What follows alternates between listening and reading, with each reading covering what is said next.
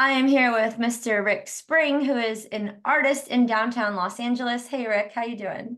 Hey, I'm doing good. It's a little rainy here today, but happy to be here. Thanks for inviting me. Thanks for joining. So, lots of people would call you an artist, like I just did. Do you call yourself an artist?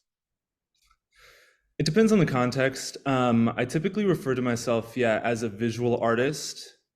And then when people say, okay, visual artist, what kind of art? I refer to myself as a painter. Okay. So, because you paint, you're an artist. So, painting is your art form, if you will. Um, Painting is a philosophy in art. I'm a little afraid to use that word with you, but the way that I think about it is painting is a philosophy in art. Okay, can you help me understand what that means to you? Hmm. Um, there are there there's this term that's used, made in a painterly fashion. Something that's made in a painterly fashion can be anything. It can be an article of clothing, it can be a sculpture, it can be a painting, it can be a rug. Um, Painterly fashion means that there are unique and undone and subversive elements inside of the work that's being made that is obvious to the viewer. Okay, the work that's being made. I want to ask you more about that. Some artists I hear talk about their works of art as not their own. It's not that they are inventing or creating, they describe themselves as getting out of the way and allowing the art to create itself through them. What do you Mhm. think of that versus like the artist is making the art themselves rather than like being inspired by the materials or something? What's your view on all of that? You can say that if you want, that you get out of the way and the art makes itself. It sounds really nice. It's a really important postmodern idea. It was an important surrealist idea. Um, Adding randomness and chaos into work through various means is really important for a postmodern artist. But I also don't think that that sentiment is entirely true from the people who say it. Okay, tell me more. So you think that the artist is actually like intentionally, actively doing something then? I think getting out of your own way is intentionally doing something. Shedding your desires for the work is doing something. I think that that's important to do. Hmm. So you approach a blank canvas. What happens? How do you go from a blank how do you go from a blank canvas to the works of art behind you and all the things people can see on the internet? Hmm. What happens? I think of myself as the opposite of a get out of the way kind of artist. Um, I introduce chaos and randomness into my work, but I um, fabricate every facet of the process that produces the work. To answer your question more specifically, um, I come to a canvas with a prefabricated idea that I'm going to translate onto the canvas. So you come with a vision in mind. Is that typical of you? There's something in your mind and then you bring it into reality and that's the artwork. No, I cannot see images in my head. Are you familiar with aphantasia? No, tell us. There's a spectrum of mental imagination. Uh, the common test, there's a test, and I can link you this test so you can try it yourself. But if you close your eyes and you imagine a red apple in your mind, there's a spectrum of different imagination capacities, different types of imagination that people have. Some people actually see an image of a red apple in their mind. Did you see an image of a red apple in your mind? Yeah, I saw it on a canvas. Yeah. For me, when I imagine something in my mind, I don't see color, I don't see shape, I don't see anything. I see, like, the way I imagine is through concept. And I like physically do not have the capacity to see color in my mind's eye, to see form in my mind's eye, or anything.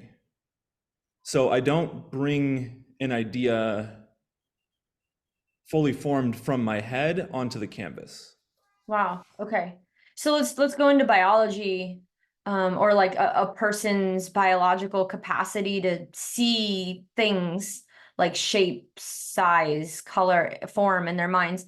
Do you think that you're a more creative artist because of something to do with your biology?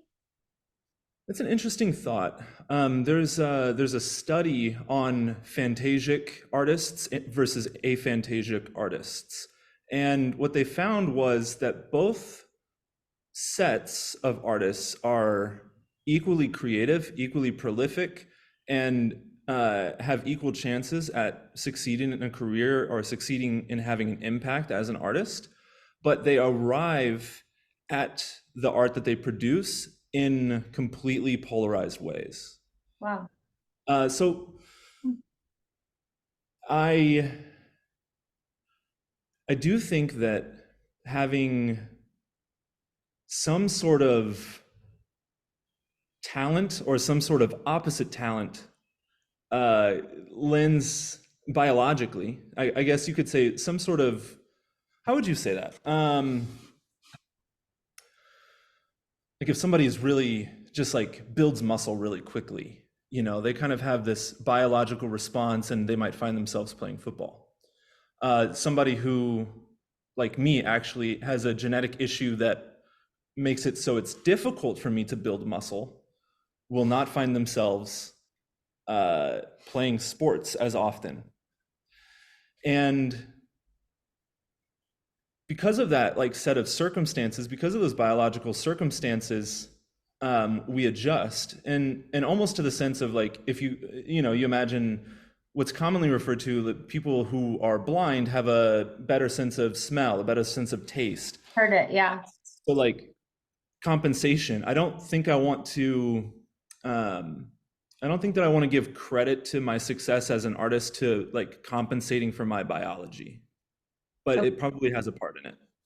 Okay, let's move away from the intersection of art and capacity, like biological capacity, to art and say value. People have paid you to create something for them, and people have paid you for what you've just created for your creation gallery. I'm curious about value. What do you think makes your art good art, or what makes art good art such that someone would pull out and pay you money? Do you think that it's the artist? Do you think that it's the audience? Do you think that it's standards of the day? Like, where do you think our value of art comes from? Relevance to all of those things. Relevance to the collector, the artist's relevance, the relevance of the work to culture. Hmm.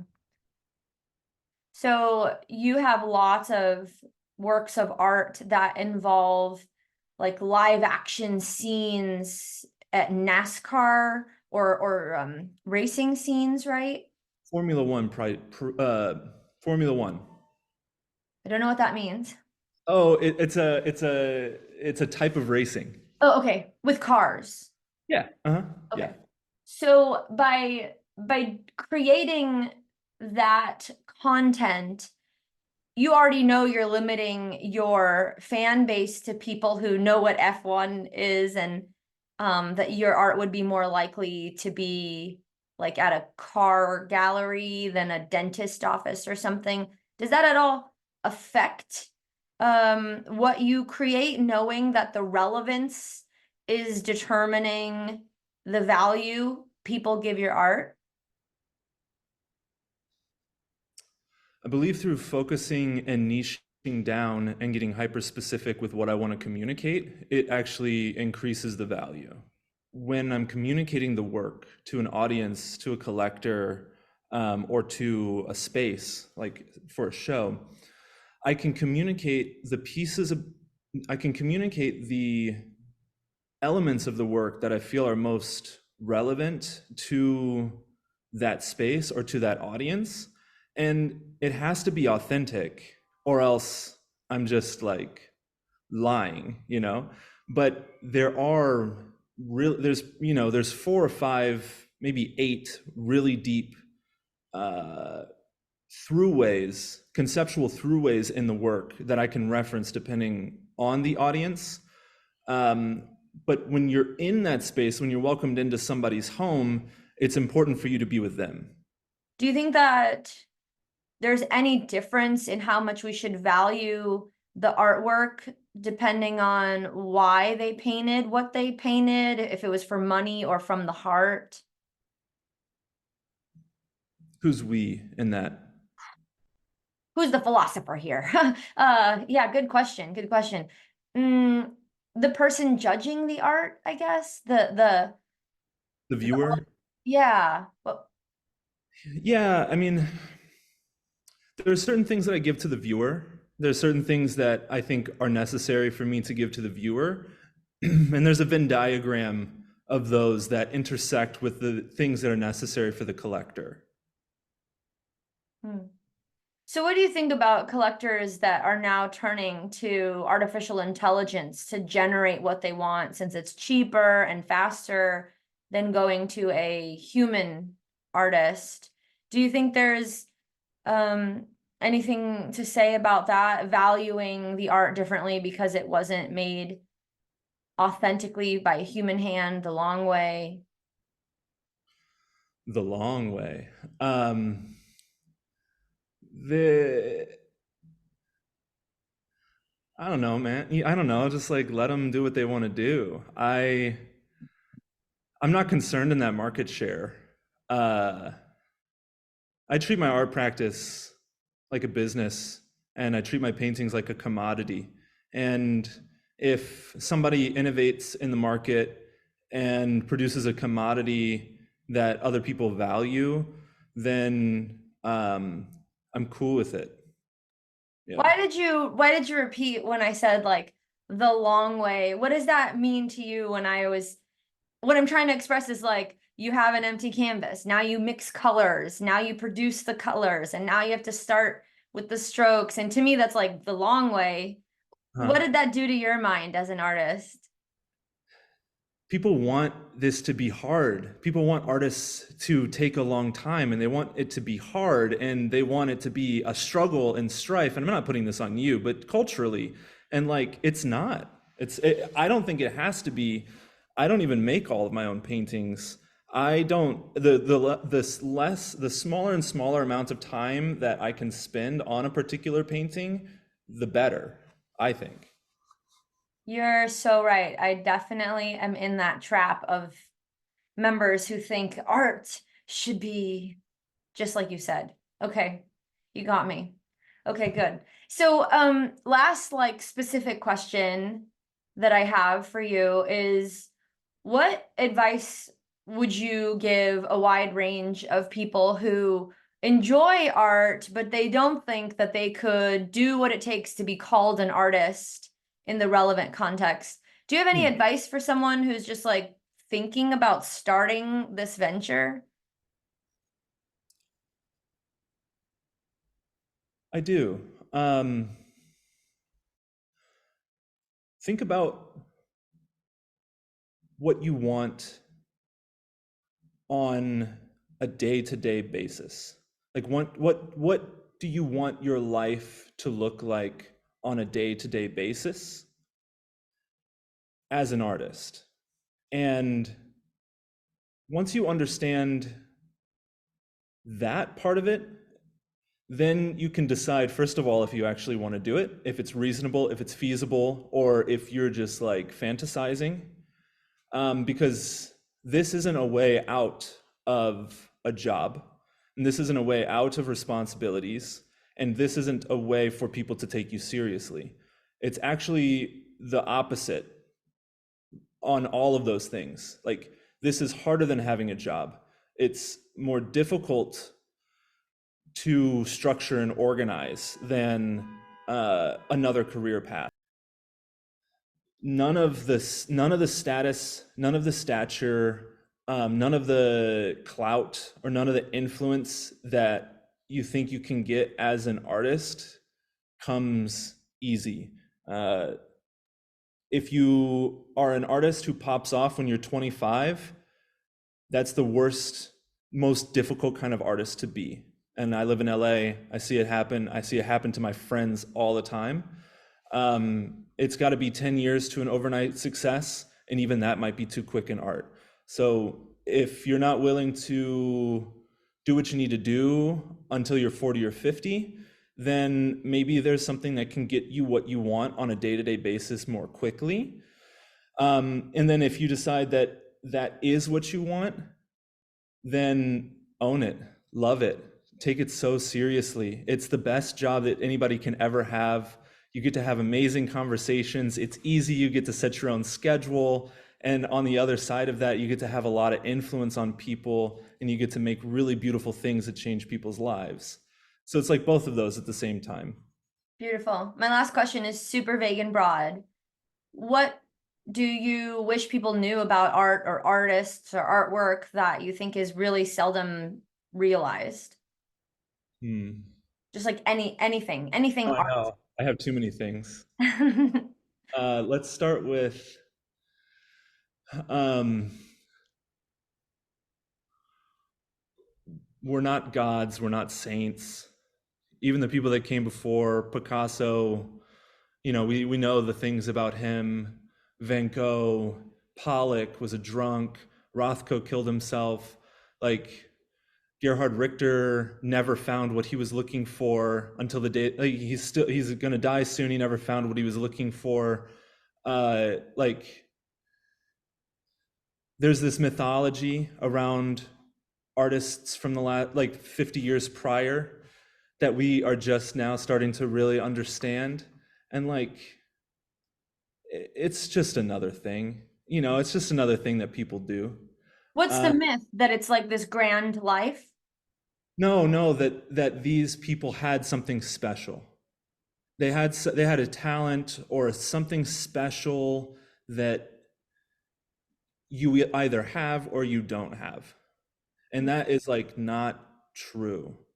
What they did was they made tens of thousands of paintings in most cases. In Picasso's case, hundreds of thousands of works. That's that is the secret. Mm. It's like, which leads kind of into the other thing, is that being an artist is solely about failure. Like, it's solely about failure. Oh, I have one more too I want to share, but it's solely about failure. And like, when people say to me, "Oh, I would love to paint, but I'm not any good at it," I just tell them like, well, if you ever want to get good at it, just make 1,000 paintings, and then you'll start to get a little bit better at it. Because in the past 6 years as a professional artist, I've made hundreds of paintings, many of which never see the light of day, many of which are iterations or works that stack up to paintings. Mm. The final thing I want to say is that most artists now, and what we need and what people don't know about the art world is that most artists now are just curators. They're just producers. That to meet the standards of the market as an artist, you have to hire a team of people to produce your work and to run your studio. I met with a woman who just had an amazing solo show at Simkowitz here in downtown LA, and asked her how many drawings did she make in preparation for this show with 26 pieces included. She said she made 3,000 in 6 months, I think, and 26 made it into the show. To produce at the level that you need to produce to be an artist, start thinking about what stuff you can give away, what stuff you can delegate, and start coming to grips with the fact that no one's going to understand why you didn't make everything. Right now, I'm on the precipice of not even having to touch a painting for it to go up on the wall in the gallery. I actually had a painting that I didn't touch at all go up on a wall at the Luminary in St. Louis. And so I guess I'm past that point. And so that's something that people don't know about art, and I want to share. Rick, Spring, thank you so much for your time. Thanks for having me today. It was a great talk.